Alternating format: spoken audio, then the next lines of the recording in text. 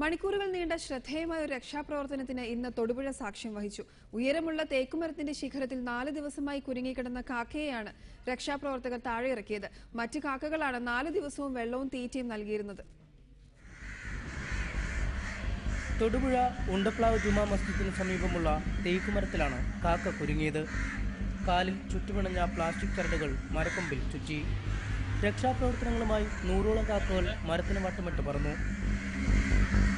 തീറ്റയും വെള്ളവും കൊക്കിലെത്തിച്ച് 4 ദിവസത്തോളം സഹജീവികൾ ജീവനും നിലനിർത്തി.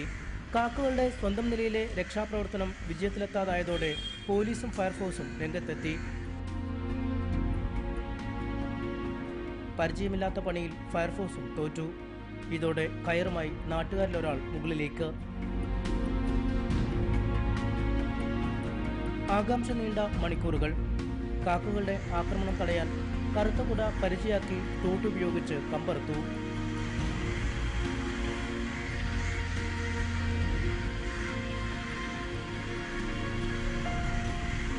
സ്വതന്ത്രമായെങ്കിലും കാലിലെ കെട്ടഴിയാത്തതിനാൽ റബ്ബർ ചില്ലിയിലേക്ക്.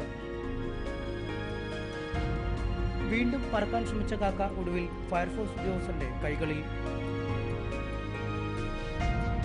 മണിക്കൂറിൽ നീണ്ട രക്ഷാപ്രവർത്തനത്തിനൊടുവിലാണ് ഈ കാക്കയെ മോചിപ്പിച്ചത്.